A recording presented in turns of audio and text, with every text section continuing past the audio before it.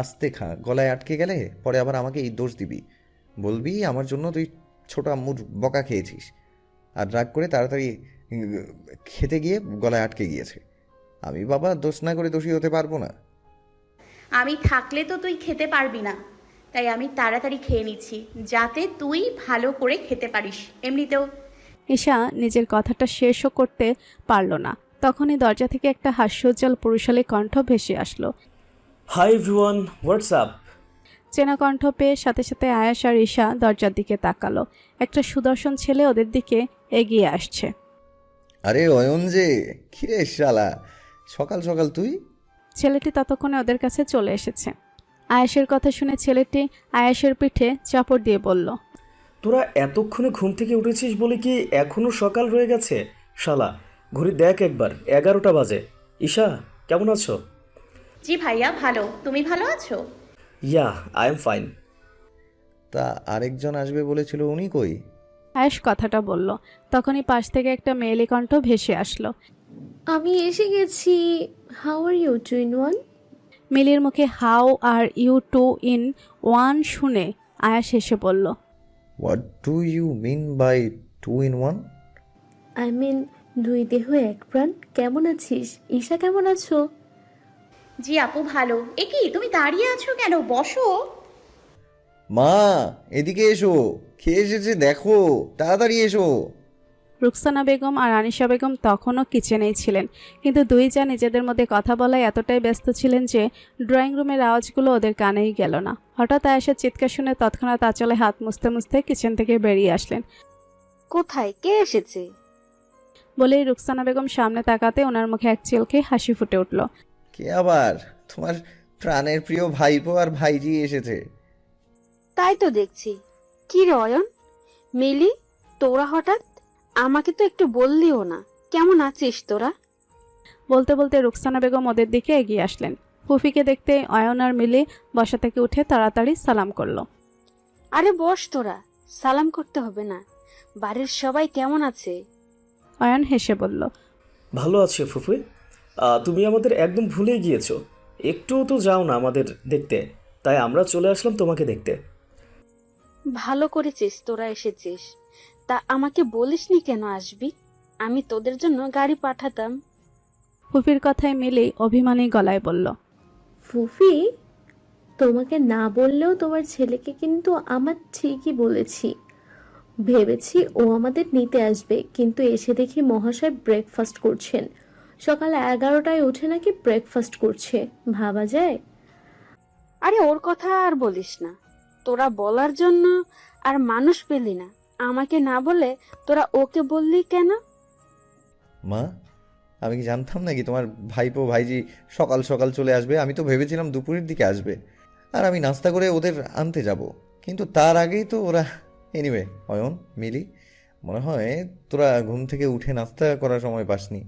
আয় বসে নাস্তা কর আমাদের সাথে। আয়েশের টেট দেওয়া কথা শুনে অয়ন সাথে সাথে তেতে উঠল।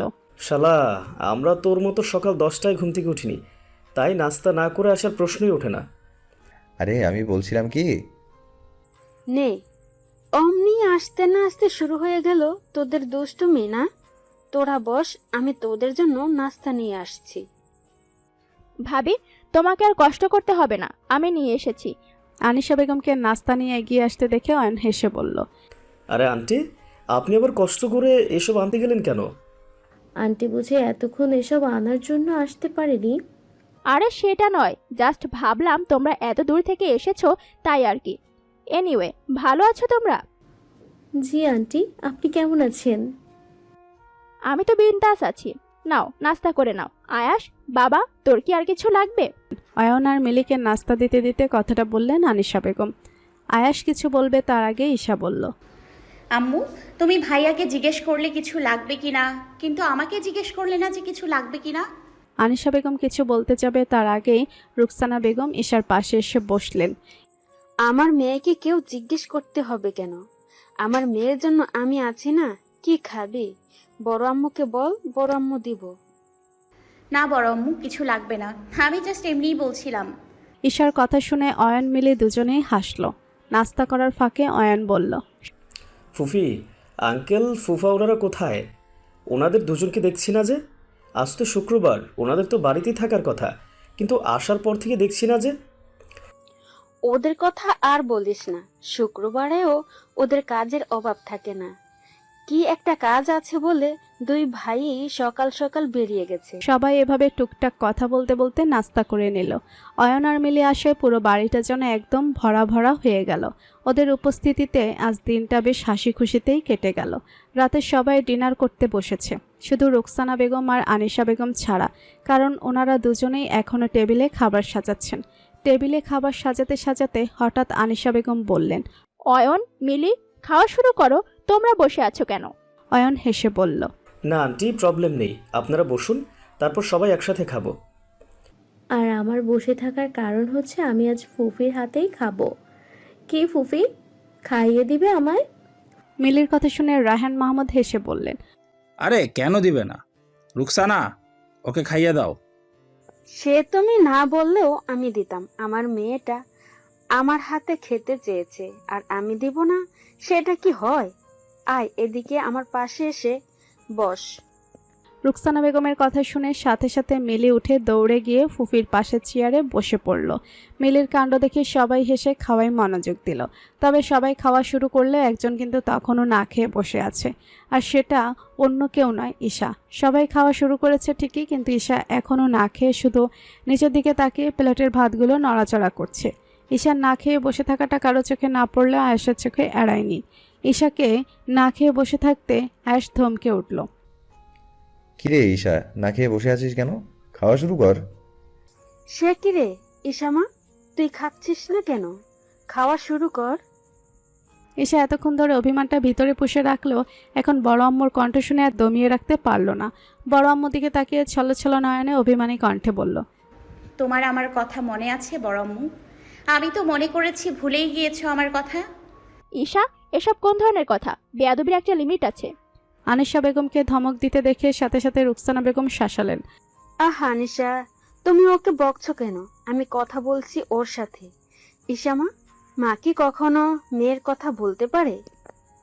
তাহলে এখন যে ভুলে গেলে, নিজের ভাইজিকে তো কত সুন্দর করে খাইয়ে দিচ্ছ। একবারও বলেছো ঈশা আয় তোকেও খাইয়ে দেব? ভাইজিকে পেয়ে আমার কথা তো ভুলেই গিয়েছো। ঈশা, তোর কি বিবেক বুদ্ধি দিন দিন লোপ পাচ্ছে? মিলি এতদিন পর আমাদের বাড়িতে এসেছে, আর ও চাইছে মা ওকে খাইয়ে দিক, তাই মা ওকে খাইয়ে দিচ্ছে। এতে তুই রাগ করে না খেয়ে বসে আছিস কেন? তোকে তো মা প্রায়ই খাইয়ে দেয়, আর আজকে মিলিকে খাইয়ে দিচ্ছে, সেটা তো সহ্য হচ্ছে না। ন্যাকামির একটা লিমিট থাকা দরকার। নে তাড়াতাড়ি খাওয়া শুরু কর, ফাউল কোথাকার। আয়েশের কথা শুনে সাথে সাথে রায়হান মাহমুদ ধমকে উঠলেন, আয়াস, তোর সাহস কি করে হয় আমার সামনে ঈশাকে ধমক দেওয়ার? ওর আর তোর মায়ের মধ্যে কথা হচ্ছে, এখানে তোকে কথা বলতে কে বলেছে? হ্যাঁ, ফার্দার যেন এমন দুঃসাহস আর না দেখি, মাইন্ড ইট। আরে ভাইজান, তুমি আয়াসকে কেন বকছো? ও তো ঠিকই বলছে। ঈশা শুধু শুধু বাড়াবাড়ি করছে। আবার তুইও? রায়হান মাহমুদ আর হাসান মাহমুদকে তর্কে জড়িয়ে যেতে দেখে রুকসানা বেগম কিছুটা বিরক্তি নিয়ে বললেন, আরে তোমরা থামবে? এসবে কান না দিয়ে খাবার খাও। ইসামা, আমার মেয়েটা বুঝি আমার সাথে রাগ করেছে? আচ্ছা ঠিক আছে, আমার ভুল হয়ে গেছে, আর হবে না। এবারের মতো বড় আম্মু সরি, প্লিজ রাগ করে থাকিস না। আয় এদিকে বড় আম্মুর পাশে এসে বস, বড় আম্মু খাইয়ে দিব। যদি অন্য সময় হলে ঈশা রুকসানা বেগমের কথা শুনে সাথে সাথে বাসা থেকে লাফিয়ে উঠে বড় আম্মুর পাশে চলে যেত, কিন্তু এখন উঠল না। ইনফ্যাক্ট রুকসানা বেগমের হাতে খাওয়ার জন্য কোনো আগ্রহ দেখালো না। আর তার একটাই কারণটা হলো ঈশার এতক্ষণ বড় আম্মুর উপর অভিমান থাকলেও এখন বড় আম্মুর কাছ থেকে সব অভিমান গিয়ে পড়েছে আয়েশের উপর। অর্থাৎ আয়েশ যে ওকে একটু ধমক দিয়ে কথা বলেছে, সেটাই এখন ঈশার মনে গেঁথে গিয়েছে। এখন আর বড় আম্মু যতই রাগ ভাঙ্গা এতে কাজ হবে না, যতক্ষণ না আয়েশর রাগ ভাঙ্গায়। এরই মধ্যে রুকসানা বেগম আবারও বললেন, কি রে মা, আয়, বড় আম্মু বলেছি তো খাইয়ে দিব, রাগ করে থাকিস না প্লিজ। আরে মা, তুমি শুধু শুধু ওকে ডাকছো। আমার মনে হয় ঈশার আজ ক্ষুধা লাগেনি, ও তাই ও খেতে চাইছে না। আর ছোট মা বকবে বলে তালবাহানা করে এটা সেটা বলছে। আয়েশের কথা শুনে রুকসানা বেগম আবারও ধমকে উঠলেন, তুই চুপ কর, তোর খাওয়া তুই খা, তোকে কে কথা বলতে বলেছে? ইসামা, আয় না, বড় আম্মু কতক্ষণ না খেয়ে বসে থাকবো। না বড়ম্মু, আমি খাবো না। খাবি না মানে? এত বড় একটা রাত না খেয়ে থাকবি নাকি? পাগলামো করিস না মা, আয় বড় আম্মু খাইয়ে দিব। বললাম তো আমি আজ খাবো না, প্লিজ তোমরা জোর করো না। আর তাছাড়া আয়াস ভাইয়া ঠিকই বলেছে, আমার ক্ষুধা নেই। তোমরা সবাই খেয়ে নাও, আমি রুমে যাচ্ছি। বলে ঈশা চেয়ার ছেড়ে উঠে হাঁটা ধরল। ঈশা মা, না খেয়ে যাস না প্লিজ। ঈশা, ঈশা প্লিজ আমার কথাটা শোন। এত বড় একটা রাত না খেয়ে থাকতে পারবি না ঈশা? কে শোনে কার কথা? ঈশা কারো কথা কানে না নিয়ে সোজা সিঁড়ি বেয়ে উপরে উঠে গেল। এমনকি রুকসানা বেগমের এতগুলো ডাকও কানে নেয়নি সে। আয়েশ এক নজর ঈশার দিকে তাকিয়ে আবারও খাওয়ায় মনোযোগ দিল। ঈশা যে না খেয়ে চলে গিয়েছে এতে যেন ওর বিন্দুমাত্র আগ্রহ নেই। ফুফি, ঈশা তো না খেয়ে চলে গেল। ধুর, সব আমার জন্যই হয়েছে। আমি যদি... মিলির কথা শুনে আনিশা বেগম বললেন, আরে মিলি, তুমি শুধু শুধু নিজেকে দোষারোপ করছো। ঈশা তোমার জন্য না খেয়ে চলে যায়নি। আয়াস ঠিকই বলেছে, ওর ক্ষুধা নেই, তাই না খাওয়ার জন্য জাস্ট বাহানা খুঁজেছে। এখন টেনশন না করে খেয়ে নাও তো। আনিশা, তুমি যত যাই বলো, মেয়েটা না খেয়ে চলে গিয়েছে। এত বড় একটা রাত না খেয়ে থাকবে কি করে? আমি জানি ও আমার উপর অভিমান করে না খেয়ে চলে গিয়েছে। আমি যে কেন বললাম না ওকে। রুকসানা বেগম আক্ষেপ করে কথাগুলো বললেন। রুকসানা বেগমকে আফসোস করতে দেখে আনিশা বেগম সরস গলায় বললেন, ভাবি, তুমি আবার শুরু করলে? তোমরা কেন নিজেদের ওপর দোষ নিচ্ছ কেন বলো তো? তোমরা জানো না ও কেমন? যখনই খাবার খেতে ইচ্ছে হবে না, হাজারো বাহানা খুঁজবে ও না খাওয়ার জন্য। এখনো তাই হয়েছে। তোমরা ওর জন্য টেনশন করে টাইম ওয়েস্ট করো না তো, সবাই খাওয়া শুরু করো। আনিশা বেগমের কথায় আর কেউ কিছু বলল না। সবাই আবারও নিজেদের মতো করে খাওয়া শুরু করলো। এরপর খাওয়া শেষ করে যে যার মতো রুমে চলে গেল। রায়হান মাহমুদ আর হাসান মাহমুদ আগেই চলে গিয়েছেন। মিলিও চলে গিয়েছে। অয়ন চলে যেতে নিয়েও থেমে গিয়ে পেছন ফিরে তাকালো। আয়েশকে বসে থাকতে দেখে অবাক কণ্ঠে বলল, কিরে আয়াস, রুমে যাবি না? তোর তো আমাদের সবার আগেই খাওয়া শেষ হয়ে গেছে, চল। আয়েশ চেয়ারে হেলান দিয়ে বসে বসে মোবাইল টিপছিল। অয়নের কথা শুনে এক নজর অয়নের দিকে তাকিয়ে আবারও মোবাইলের স্ক্রিনে চোখ রেখে বলল, তুই যা, আমি পরে আসবো। অয়ন আর কিছু বলল না, সোজা সিঁড়ি বেয়ে উপরে উঠে গেল। রুকসানা বেগম আর আনিশা বেগম তখনও কিচেনে খাবারের জিনিসগুলো ধুয়ে মুছে রাখছিলেন। কিছু সময় পর তাদের কাজ শেষ হয়ে গেলে তারাও রুমে যাওয়ার জন্য কিচেন থেকে বেরিয়ে আসলো। আয়েশ তখনও ডাইনিংয়ে বসেছিল। আয়েশকে এখন এখানে বসে থাকতে দেখে রুকসানা বেগম অবাক হয়ে বললেন, কিরে আয়াস, রুমে না গিয়ে এখানে বসে আছিস কেন? যা রুমে যা। বলতে বলতে রুকসানা বেগম ডাইনিংয়ের উপরে রাখা জগ থেকে ঢেলে এক গ্লাস পানি নিয়ে রুমের দিকে হাঁটা ধরলেন। রুকসানা বেগম চলে গেল। আনিশা বেগম কিন্তু তখনও ডাইনিংয়ের কাছেই দাঁড়িয়েছিলেন। রুকসানা বেগমকে নিজের রুমে ঢুকে যেতে দেখে উনি এবার আয়াসের পাশে গিয়ে দাঁড়ালেন। আয়াস, এনি প্রবলেম? রুমে না গিয়ে এখানে বসে আছিস যে? আয়েশা এক নজর চারপাশে তাকিয়ে যখন দেখলো সবাই রুমে চলে গিয়েছে, এইবারও মোবাইলটা পকেটে ঢুকিয়ে ছোট মার দিকে তাকালো। আমার জন্য একটা কষ্ট করতে পারবে? ধুর পাগল, তোর জন্য কিছু করতে কষ্ট হবে কেন আমার? বল কি করতে হবে? এক প্লেট ভাত বেড়ে দিতে পারবে আমায়? আয়াসের কথায় আনিশা বেগম কিছুটা অবাক হলেন। আয়াস তো ভাত খেয়েছে, তাহলে আবার ভাত বেড়ে দিতে বলছে কেন? সে কি, তোর পেট ভরেনি? আজ কি রান্নাটা মজা হয়নি? আর তার জন্যই কি তুই পেট ভরে খেতে পারিসনি? আরে সেটা নয়, আমার পেট ভরেছে। তাহলে কার জন্য? কার জন্য আবার? আমাদের ড্রামা কুইনের জন্য। ও, ঈশার জন্য বলছিস? হুম। আরে ধুর, তুই ওর জন্য খাবার নিয়ে যাওয়ার জন্য এতক্ষণ বসে আছিস? পাগল ছেলে, ওর জন্য হলে নিয়ে যাওয়ার দরকার নেই। ওর হয়তো ক্ষুধা নেই আজ, তাই খায়নি। শুধু শুধু খাবারগুলো বেড়ে পরে নষ্ট করে ফেলে দিতে হবে। তুই বরং ওর খাবারের কথা না ভেবে যা গিয়ে শুয়ে পড়। ও একবার যখন বলেছে খাবে না, তাহলে আর খাবে না। যা, রুমে যা। ছোট মা, আচ্ছা তুমি কি আমাকে বিয়ে করার আগেই বিপত্তি করতে চাইছো? মানে? তোমার কি মনে হয় তোমার মেয়ে মায়ের উপর রাগ করে না খেয়ে চলে গিয়েছে? আচ্ছা তুমি কখনো ওকে মায়ের উপর রাগ করতে দেখেছো? বড় আম্মু তো ওর জান পরান, ওর সব রাগ আমার উপর। তাই ম্যাডাম যেহেতু আমার উপর রাগ করেছে, রাগটা তো আমাকেই ভাঙাতে হবে, তাই না? প্লিজ তুমি একটু কষ্ট করে ভাতগুলো বেড়ে দাও। আয়াস, তুইও না? আমরা না বুঝলে তুই ঠিকই বুঝে যাস ঈশার সবকিছু। তোর থেকে ভালো বোধ হয় ওকে আর কেউ বুঝতে পারবে না। Thanks for your compliment. এখন কাইন্ডলি গিয়ে ভাতগুলো বেড়ে আনো, নয়তো আমাদের ড্রামা কুইন ঘুমের রাজ্যে তলিয়ে যাবে। আচ্ছা আচ্ছা, আনছি, তুই বস। বলেই আনিশা বেগম কিচেনে চলে গেলেন। আয়েশ ততক্ষণ বসে থেকে কি করবে, তাই আবারও মোবাইলটা বের করে টিপতে লাগলো। মিনিট পাঁচেকের মধ্যেই আনিশা বেগম একটা প্লেটে করে ভাত বেড়ে নিয়ে আসলেন। আয়াস, এই নে ভাত বেড়ে নিয়ে এসেছি, সাথে ঈশা যা যা খাবে সব দিয়ে দিয়েছি। আয়াস মোবাইলটা পকেটে ঢুকিয়ে উঠে দাঁড়ালো। তারপর আনিশা বেগমের হাত থেকে ভাতের প্লেটটা নিতে নিতে বলল, থ্যাঙ্কস। থ্যাঙ্কস দিতে হবে না, তুই জাস্ট ও খেয়েছে কি না আমাকে সেটা একটু জানাস। আমি তোমাকে বলতে গেলে তোমাদের রোমান্সের ব্যাঘাত ঘটবে না? আয়াস, তুই কিন্তু ভারী দুষ্টু হয়েছিস, ফাজিল ছেলে। আল্লাহ জানে আমার মেয়েটার কপালে কি আছে। তাহলে তোমার মেয়ের জন্য একটা ভালো ছেলে খুঁজে দিব। না বাবা, থাক, আমার মেয়ের জন্য খারাপ ছেলেই যথেষ্ট। আচ্ছা, আমি তাহলে গেলাম। বলেই আয়াস সিঁড়ি বেয়ে উপরে উঠে গেল। আনিশা বেগমও হেসে নিজের রুমের দিকে হাঁটা ধরলেন। উপরে উঠে আয়াস ঈশার রুমের দিকেই যাচ্ছিল। হঠাৎ কয়েক কদম যেতেই কিছু একটা ভেবে থেমে গেল। না, খাবারটা ঈশার রুমে নিয়ে যাওয়াটা ঠিক হবে না। ওর রুমে তো মিলি থাকবে, আর মিলির সামনে থাকলে ম্যাডামের রাগ বাড়বে বই কমবে না। সো খাবারটা আমার রুমে নিয়ে গেলেই বেটার হবে। ব্যাস, যেই ভাবা সেই কাজ। আয়াস খাবারের প্লেটটা নিজের রুমে রেখে এসে ঈশার রুমে গেল। অন্যদিন ঈশার রুমের দরজা লক করা না থাকলেও আজ আয়াস দরজায় হাত রাখতেই বুঝতে পারল ঈশার দরজাটা লক করা। হয়তো মিলি লক করেছে।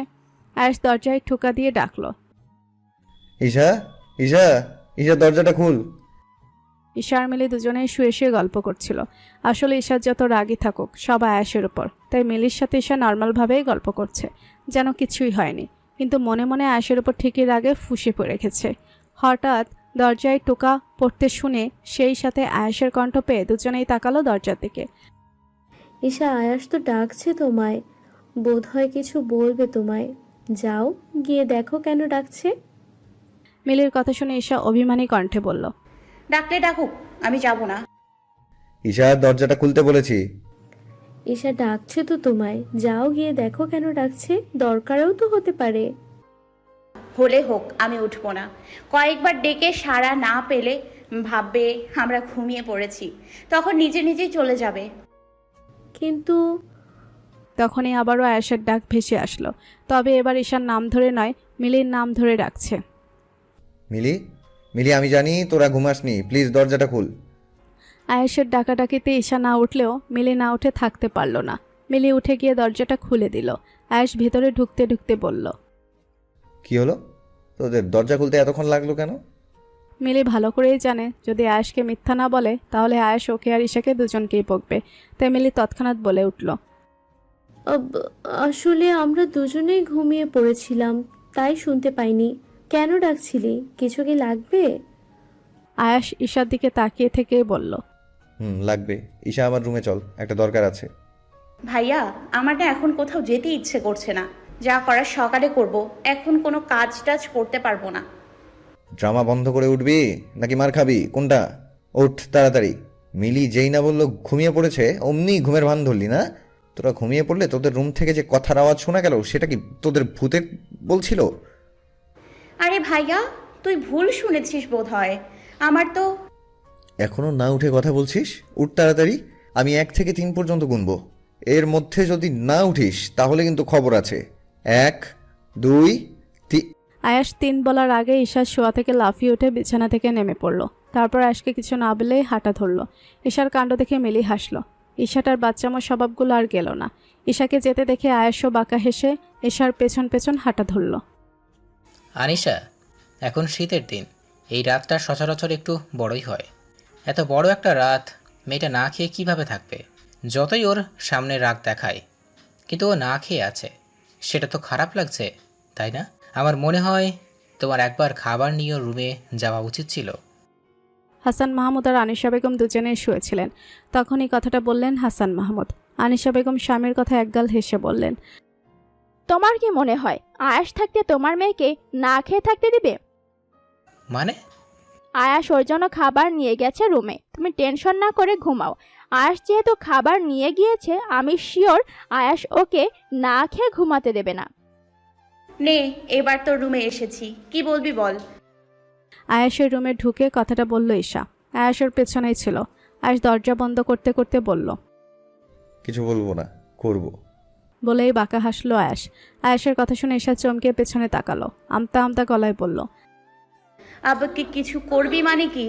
আর তুই দরজা বন্ধ করছিস কেন? কালকের কামড়গুলো কি ভুলে গিয়েছিস? সরি, আগে দরজাটা খুলো প্লিজ। আর তুমি আমার দিকে এভাবে এগিয়ে আসছো কেন? আমি কিন্তু চিৎকার দিব বলে দিচ্ছি। আয়েশ ঠোঁটে হাসি ঝুলিয়ে ঈশার দিকে অগ্রসর হতে হতে বলল, তা চিৎকার করে সবাইকে কি বলবি শুনি? বলবো তুমি হ্যাঁ আমি কি বলবি? প্লিজ আমার দিকে এগিয়ে এসো না। আমার তোর কি হয়েছে শুনি? ঈশা গুটিসুটি হয়ে দাঁড়িয়ে কথাগুলো বলছিল আর আয়েশ ওর দিকে এগিয়ে আসছিল। হঠাৎ আয়েশের কণ্ঠটা দূর থেকে এসেছে বুঝতে পেরে ঈশা আর চোখে তাকালো সেদিকে। তাকিয়ে দেখলো আয়েশ সেন্টার টেবিলের উপর থেকে একটা ভাতের প্লেট হাতে নিচ্ছে। আয়েশ বিছানায় বসে ভাতের প্লেটটি সামনে রেখে বলল, তোর কি মনে হয়েছিল আমি তোর সাথে কিছু করে ফেলবো? আচ্ছা তুই বল, তোর মতো মেয়ের সাথে কিছু করা যায়? মানে? এত মানে করিস না, তোর ছোট মাথায় এসব ঢুকবে না। তাই ছোট্ট মাথাতে চাপ না দিয়ে এসে বস। আমি খাবো না। আমি তোর পারমিশন চাইনি, বসতে বলেছি, বস তাড়াতাড়ি। না বসলে কি করবি? না বসলে কি করব সেটা পরের কথা। আগে তুই যে ননস্টপ তুই করে যাচ্ছিস সেটার জন্য কিন্তু কালকের মতো আবারও কামড় দিব। তবে এবার আর কামড়গুলো ঘাড়ে পড়বে না, কোথায় পড়বে তাহলে? গালে, যাতে সবাই দেখতে পায়। দেখলে তো ভালোই। আমি সবাইকে বলবো যে তুই আমার গালে কামড় দিয়েছিস, তখন সবাই তোকে রাক্ষস বলবে। তোর মতো তো আর সবাই বোকা না যে রাক্ষস বলবে। রাক্ষস নয়, বরং অন্য কিছু বলবে। বোকা ঈশা আয়েশের কথার মানে বুঝতে না পেরে পাল্টা প্রশ্ন করলো, অন্য কিছু কি বলবে? বলবে আমি তোকে লাভ বাইট দিয়েছি। আর লাভ বাইট মানে নিশ্চয়ই জানিস। তখন কি তোর শুনতে ভালো লাগবে? তুমি কিন্তু অনেক খারাপ। তাই বলছি তাড়াতাড়ি এসে বস, নয়তো জানিসই তো খারাপ ছেলেরা কি কি করতে পারে। তুমি আসলেই খারাপ। একটু সুন্দর করে বললে কি হয়? না না না, তা না করে সব সময় ধমকাবে। একটু সুন্দর করে বললে তো পারো। ইস, আমি তোর জন্য খাবার এনেছি, প্লিজ খেয়ে নে। কিন্তু তুমি সেটা কেন বলবে? তুমি তো শুধু শিখেছো ধমকের ওপর ধমক দেয়া। বড় আম্মু বোধ হয় তোমাকে জন্মের সময় মধু দিতে ভুলে গিয়েছিল মুখে, তাই সবসময় এমন তিতা তিতা কথা বের হয়। তোর কি বলা হয়েছে? বলা শেষ হলে এবার এসে বসতে পারিস। আমার সকালে আবার অফিসে যেতে হবে। তোর বকবক শোনার জন্য আমার টাইম নেই, আয়। ঈশা জানে আয়েশ ওকে না খেয়ে ছাড়বে না, যত চাই বলুক। যেটা যে আয়েশের হবে সেটা ওর অজানা নয়। তাই অবশেষে বাধ্য হয়ে আয়েশের সামনে গিয়ে বসে পড়ল ঈশা। নে হা কর। ঈশার মুখের সামনে ভাতের গ্লাস ধরে কথাটা বলল আয়েশ। ঈশাও বিনা বাক্যে হা করে আয়েশের হাত থেকে ভাতটুকু মুখে পুরে নিল। ঈশা খাচ্ছে আর আয়েশ কিছু সময় পরপর গ্লাস বানিয়ে ঈশার মুখের সামনে ধরছে। খাওয়ার মাঝে হঠাৎ আয়েশ বলল, না খেয়ে চলে আসলি কেন? ঈশা খেতে খেতেই জবাব দিল, খাওয়ার ইচ্ছা ছিল না তাই। ইচ্ছা ছিল না নাকি রাগ করে? জানোই যখন, তাহলে জিজ্ঞেস করছো কেন? না তবু জিজ্ঞেস করছি আর কি। তার রাগটা কার উপরে? মায়ের উপর নাকি মিলির উপর? মায়ের ওপরও রাগ করিসনি, আবার মিলির ওপরও রাগ করিসনি বলছিস। তাহলে রাগটা করেছিস কার উপর? ছোট মার উপর? তাহলে ঈশা নিশ্চুপ। বাই এনি চান্স রাগটা কি আমার উপর? জানোই যখন, তাহলে জিজ্ঞেস করছো কেন? না শিওর হচ্ছিলাম আর কি। আচ্ছা সবসময় আমার উপরই রাগ করিস কেন বলতো? না মানে তোকে খাইয়ে দেয়নি আর মায়ের হাতে খাচ্ছিল মিলি, তাহলে এখানে আমার দোষটা কোথায়? আমার উপর রাগ করেছিস কেন? রাগ করাটা স্বাভাবিক নয় কি? হ্যাঁ রাগ করাটা স্বাভাবিক। আমি কি একবারও বলেছি রাগ করাটা অস্বাভাবিক? আমি বলতে চাইছি রাগটা করার প্রপার কারণটা কি? তুমি এখনো কারণ জানতে চাইছো?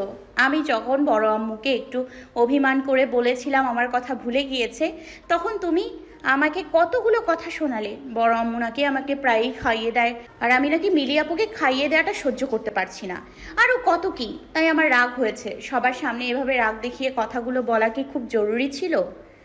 আচ্ছা তুই সারা বছর এমন বোকাই থাকবি? মানে হলো যদি আমি তখন তোর সাথে ওইভাবে রাগ না দেখাতাম তাহলে মিলি কতটা কষ্ট পেত জানিস? ও আমাদের গেস্ট, ওটা বুঝিস। আর এটা বুঝিস না। তাই বলে সবার সামনে বকবে? ছোট মাও তো বকেছে। কই ছোট মার সাথে তো রাগ করিসনি? তাহলে সবসময় সব রাগ আমার উপরই কেন? আমি খেয়াল করেছি বাসার সবাই তোকে বকলেও তুই ওদের সাথে রাগ না করে রাগ করিস আমার উপরে। কেন? সব বোঝো, আর এটা বোঝো না কেন তোমার উপর রাগ করি? না বললে আমি কি করে বুঝবো যে কেন রাগ করিস? থাক, তোমার আর বুঝতে হবে না। আয়াস মনে মনে হাসল, তবে মুখে প্রকাশ করলো না সেটা। মুখে গাম্ভীর্য ভাব রেখেই বলল, ওকে, তুই বলতে না চাইলে বলিস না। বাই দ্য ওয়ে, তোর পেছনে আমার মোবাইল রাখা আছে, ছোটো মাকে কল দিয়ে বল যে তুই ভাত খাচ্ছিস। কেন? আম্মু কি জানে তুমি আমার জন্য রুমে ভাত নিয়ে এসেছো সেটা? তোর কি মনে হয় আমি তোর জন্য নিজে ভাত বেড়ে নিয়ে এসেছি? অতটাও ভালোবাসা নেই যে আমি তোর জন্য কষ্ট করে ভাত বেড়ে আনবো। ছোটো মাই আমাকে ভাত বেড়ে দিয়েছিল। এখন আর অযথা প্রশ্ন না করে কলটা দে ছোটো মাকে। ঈশা অগত্যা আয়াসের কথায় মায়ের নাম্বারে কল দিল। ভাগ্যক্রমে একবার রিং হতেই কলটা রিসিভ হলো। হ্যাঁ আয়াস, বল। ঈশা মোবাইলটা নিজের সামনে ধরে বলল। তোমার আয়াস নয়, আমি। সাথে সাথে আনিশা বেগম থমকে উঠলেন। ঈশা, বেয়াদবের মতো কথা বলছিস কেন? আয়াসকে ভাইয়া না বলে আয়াস বলছিস কোন আক্কেলে? আচ্ছা, তোমার উপদেশ দেওয়া বন্ধ করে আমার কথাটা শুনবে নাকি দিয়েই যাবে? কি বলবি বল। এই দেখো আমি ভাত খাচ্ছি। কি বলে ঈশা মোবাইলটা একটু দূর দিয়ে ওকে যে আয়াস খাইয়ে দিচ্ছিল সেটা দেখালো। আয়াস এতক্ষণ খেয়াল করেনি যে ঈশা ছোটো মাকে ভিডিও কল দিয়েছিল। ভেবেছিল লাউড স্পিকার দিয়ে কথা বলছে ঈশা, তাই ও ঈশার কথা বলার ফাঁকেও ঈশাকে অনায়াসে খাইয়ে দিচ্ছিল। হঠাৎ ঈশা মোবাইলটা দূরে নিয়ে গিয়ে খাওয়াটা দেখাচ্ছে দেখে আয়াস কিছুটা থতমতো খেয়ে গেল। ঈশা, কি করছিস? আমি তোকে কল দিতে বলেছিলাম, ভিডিও কল দিয়ে দেখাতে বলিনি। বলেই আয়াস ঈশার হাত থেকে ছু মেরে মোবাইলটা নিয়ে কলটা কেটে দিল। আনিশা বেগম বুঝতে পারলেন ওনার দেখে ফেলাতে আয়াস লজ্জা পেয়েছে। উনি হাসলেন। হলো এটা? মোবাইলটা এভাবে নিয়ে নিলে কেন? আর কলটাই বা কেটে দিলে কেন? তুই কি বোকা? আমি তোকে খাইয়ে দিচ্ছি, সেটা ভিডিও কলে ছোটো মাকে দেখানো গিয়েছিল। ছোটো মা কি ভাববে? কিছু ভাববে, তাও আবার আম্মু। হাসালে আমায়। যেখানে তোমার সাথে একা একটা রুমে থাকায় আম্মু কিছু মনে করেনি, সেখানে তোমার হাতে খাইয়ে দিলে কি মনে করবে? তাই বলে ভিডিও কলে দেখাবি? দেখলাম আর কি, আম্মুর মেয়ের জামাই কতটা কেয়ারিং। কিছু বললি? আবার না তো, কিছু বলিনি। কথা বলতে বলতে ঈশার খাওয়াও শেষ হয়ে গেল। খাওয়ানো শেষ হলে আয়েশ হাত ধুয়ে প্লেটটা আবারও সেন্টার টেবিলের উপর রেখে দিল। এবার আমি তাহলে যাই? চলে যাবি? খাওয়া তো শেষ, বসে থেকে কে করব? তবে তুমি চাইলে বসতে পারি। বাহ, এখন দেখছি কোনো রকম ভুল হচ্ছে না। কালকের কামড়টা কি একটু জোরে হয়েছিল? সে আর বলতে, এখনো ব্যথা করছে। সত্যি ব্যথা করছে? তোমার কি মনে হয় আমি মিথ্যে বলছি? না, তা নয়। আচ্ছা ওয়েট। বলেই আয়াস উঠে ওয়ার্ড্রপ থেকে কালকে সে অয়েনমেন্টটা বের করে আবারও আগের জায়গায় এসে বসলো। দেখি, আর একটু কাছে আয়। কি ওটা? অয়েন্টমেন্ট। কামড়ের জায়গায় লাগিয়ে দিলে ব্যথাটা কমে যাবে। কাল কামড় দিয়ে আজ ব্যথা কমার মেডিসিন দিচ্ছ? সরি, আসলে আমি বুঝতে পারিনি কামড়গুলো এত জোরে পড়বে। I am really sorry. Sorry আর তুমি? আমি সত্যি শুনছি তো, নাকি আমার কান ভুল শুনেছে? আরেকবার বলবে প্লিজ? আমি একটা কথা দুইবার বলি না, জানিস নিশ্চয়ই। না শুনলে কানের ডাক্তার দেখিয়ে নিস। এখন তাড়াতাড়ি এদিকে আয়। ধুর, তুমিও না। একটু আগে সুন্দর করে বলছিল, আর এখন সুর পাল্টে গেল। বকবক করবি নাকি অয়েনমেন্ট লাগাতে দিবি? না থাক, অয়েনমেন্ট লাগানোর কোনো প্রয়োজন নেই। কামড় দেওয়ার আগে যখন ভাবনি আমি ব্যথা পাবো কিনা, তাহলে এখন ভাবছো কেন? বললাম তো আমি বুঝতে পারিনি। আমি বারণ করা সত্ত্বেও তুই যখন বারবার ভাইয়া ভাইয়া করছিলি আর বারবার তুই তুই করছিলি, তখন আমার রাগ উঠে গিয়েছিল। আচ্ছা, তুই চাইলে কিন্তু আমার থেকে প্রতিশোধ নিতে পারিস। প্রতিশোধ কিভাবে? আমি যেমন তোকে কামড় দিয়েছি তুইও তেমন আমাকে কামড় দিবি, সিম্পল। এটা কোনো প্রতিশোধ হলো? প্রতিশোধ নয় তো কি? মানুষকে বলতে শুনিসনি, মারের বদলে মার, রক্তের বদলে রক্ত, আর খুনের বদলে খুন। তাই আমি যেহেতু তোকে কামড় দিয়েছি, সিম্পল তুইও আমাকে কামড় দিবি, ব্যাস। পাগল হয়েছো তুমি? কি সব বলছো? মানুষ মানুষকে কখনো কামড় দেয়? তার মানে আমি মানুষ নই, তাই না? নিশ্চয়ই আমি কুকুর বা জানোয়ার হয়ে গিয়েছি, তাই তো তোকে এভাবে কামড় দিয়েছি। ভাইয়া সরি, প্লিজ এভাবে বলো না। আমি সেটা মিন করতে চাইনি। আমি জাস্ট বলতে চেয়েছিলাম যে তুমি না হয় আমার ওপর রাগ করে কামড় দিয়েছো, তাই বলে আমিও। তাহলে অয়েনমেন্টটা লাগাতে দিচ্ছিস না কেন? ঈশা বুঝতে পারছে আয়াস রাগের বসে ওকে কামড় দিয়েছিল ঠিকই, বাট ওর মুখে ব্যথার কথা শুনে এখন অপরাধবোধ কাজ করছে। তাই কিছু না বলে আয়েশের সামনে এসে বসে গলা থেকে ওড়নাটা সরিয়ে ফেলল। নাও লাগিয়ে দাও, তারপরেও মুখ ভার করে থেকো না প্লিজ। ঈশার কথা শুনে আয়েশ মনে মনে হাসলেও মুখটা গম্ভীর করেই রাখলো। গম্ভীর কণ্ঠে বলল, তোকে কে বলেছে আমি মুখ ভার করে রেখেছি? আমি তো জাস্ট... হয়েছে, আর মিথ্যে বলতে হবে না তোমার। এতক্ষণ অয়েনমেন্ট লাগানোর জন্য জোরাজুরি করছিলে, এখন লাগিয়ে দিচ্ছ না কেন? না অয়েনমেন্ট লাগিয়ে দাও। আয়েশ আর কিছু না বলে অয়েনমেন্টের ভেতর থেকে কিছু অয়েনমেন্ট হাতের আঙ্গুলে নিয়ে খুব যত্ন করে ঈশার ঘাড়ে লাগিয়ে দিতে লাগলো।